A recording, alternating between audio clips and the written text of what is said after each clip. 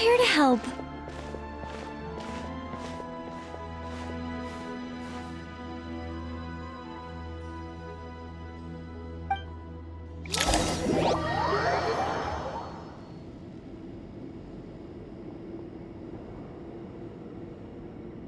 It's a good thing we left early.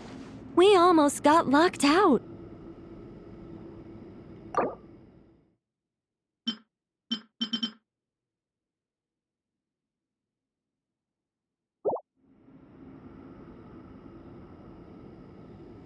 Locked out?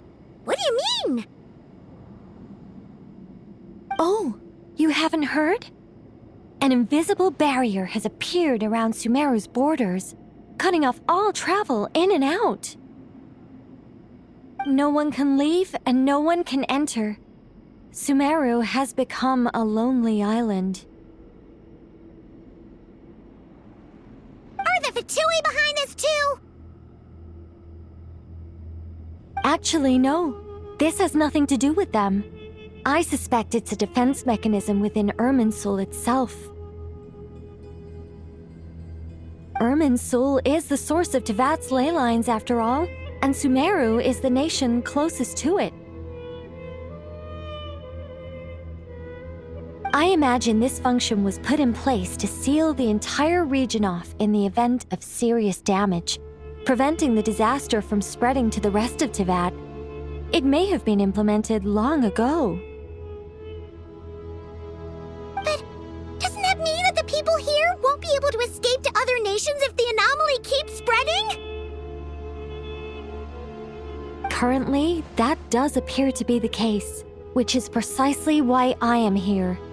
This is a critical moment for the world, and Sumeru is the eye of the storm. Paimon's surprised you managed to convince her to come back to Sumeru. Indeed. Even for someone of my wisdom and eloquence, this tested my skills to the limit.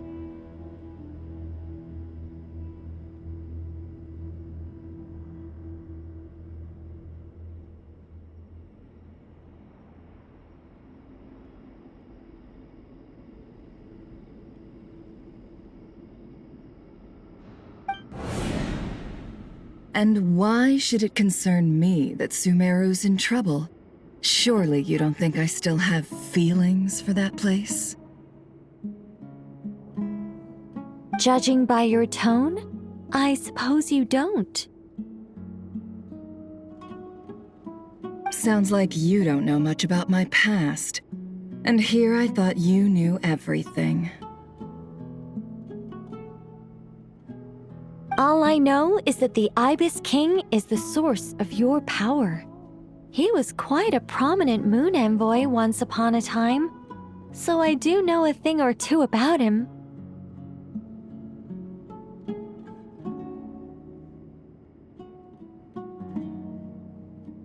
As for your past, I have ways to learn the full story if I wish to, but everyone has secrets they'd rather keep to themselves. Wouldn't you say? I'm glad you see it that way, Miss Nicole. I've chosen to call Nodcry home, which is why I did my part in its hour of need. That doesn't mean world savings become a habit with me. I have no particular desire to play hero in Sumeru, thank you.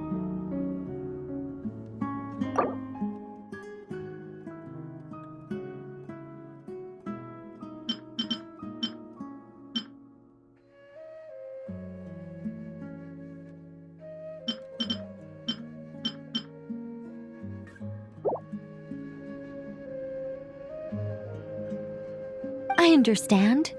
Human emotions do not appear and disappear without cause. There is always a reason to be found behind both salvation and destruction. Still, if time has taught me anything, it's that human emotions are often complex and in conflict. That's why people change their minds about things all the time. But that's where we angels come in. Our duty ultimately is to guide people towards their deepest, truest desires and help bring them to fruition. So I wish to hear about your past, because I do not believe you are motivated by hatred alone. And if we still arrive at different conclusions in the end, that's okay.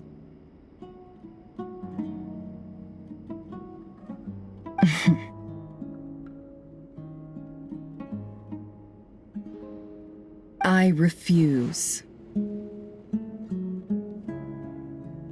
Wait, what? But I set the atmosphere and everything. Isn't this supposed to be the moment when we finally open up to one another? Is it? Maybe I'm not so good at reading the atmosphere.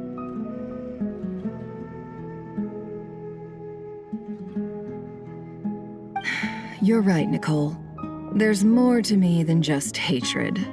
Had it consumed me, I'd be left stuck in the past forever, never living in the present. But I don't think that your guidance can change my mind. The all-consuming sands, the bloodshed, both deserved and undeserved.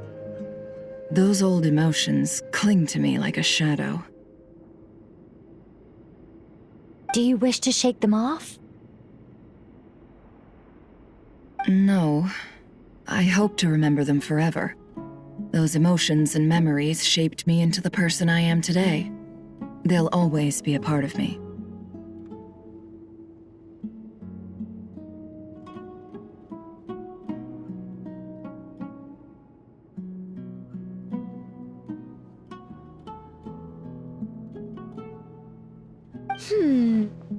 In that case, would you like to hear my perspective, at least?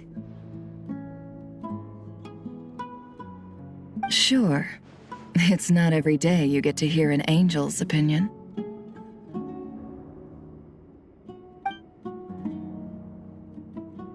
A long, long time ago, when the angels still walked freely upon the earth, I found life tedious.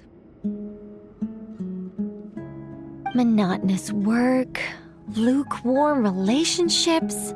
Things weren't nearly as interesting as they are now. And yet, since the angel's demise, I have found myself missing those days on more than one occasion. Human emotions are often attached to a person, a place, or an object. When those things are gone, the memories quickly fade, and the emotions slip away along with them.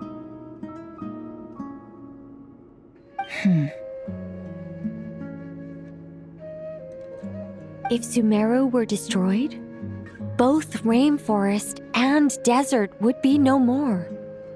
With the object of your hatred wiped from existence, it would not take long for the memories buried deep in your heart to slowly fade.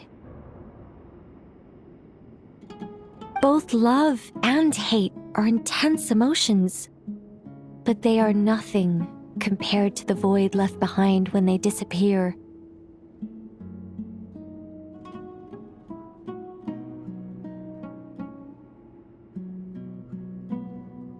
Most sophisticated, Miss Nicole. But anyone focused on the future could only ever applaud the destruction of the things they hate. Still, I'm a special case.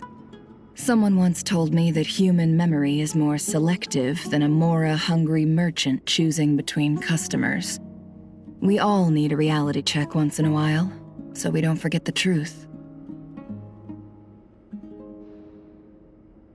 As much as I dislike Sumeru, this is no way for it to perish.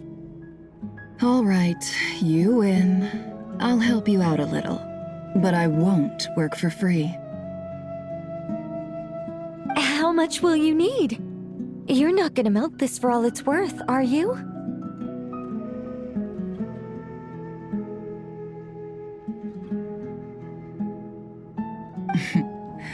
What do you think? I'll be upfront with you. I don't have much more on me. If that's what you need, I could borrow some from Alice. Or perhaps I could pay in sculptures. The ones I carve are actually worth quite a lot.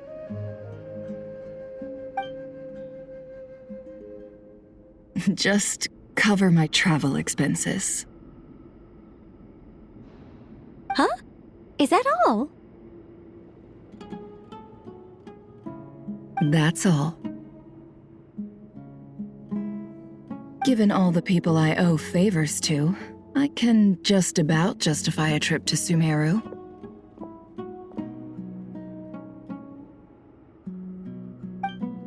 Yehoda! Here, boss! What do you need?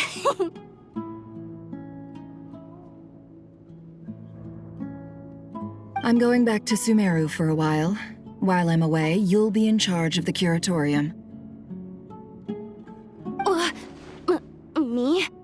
I'm in charge? Whoa! Don't worry, boss. You can count on me!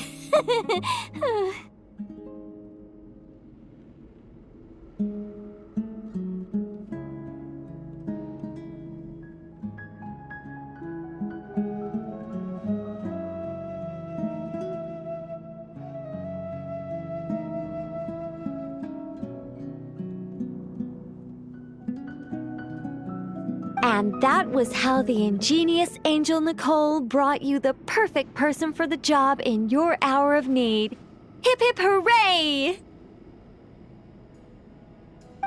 That was far more detailed than necessary. Not lacking in embellishment either. I never thought I'd return. Especially not the desert. But life doesn't always go as planned, I suppose.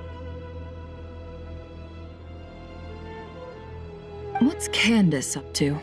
I don't think I've seen her yet.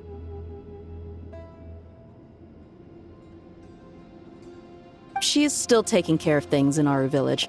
Should be joining us before too long.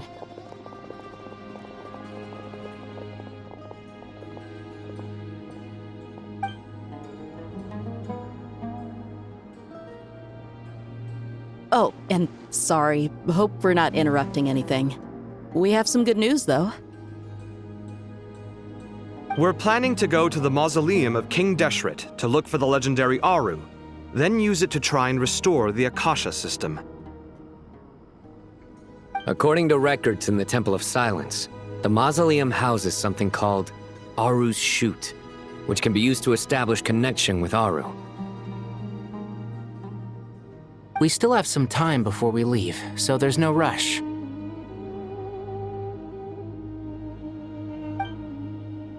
By the way, who are these two new faces? Just call me Nefer. I'm based in Nodcry. Did I hear you mention Aru? Correct. Well, I happen to have a connection with one of the 3 retainers imprisoned inside, the Ibis King. I'm here to get things done, so if you don't mind, I think I should come with you. That sounds perfect. Miss Nefer, are you from the desert by any chance? Why do you ask? I don't know. There's a familiar air about you. Plus, you mentioned Candace. Sorry, I don't mean to pry. It was just a random thought. I'm Dia, an Eremite mercenary. My work usually keeps me out in the desert. I'm on good terms with Dory, and she's mentioned you all before. It's nice to finally put faces to the names. However, my associate here is probably less well acquainted with you. Why don't you all introduce yourselves? Actually, I'm a little better acquainted than you might think.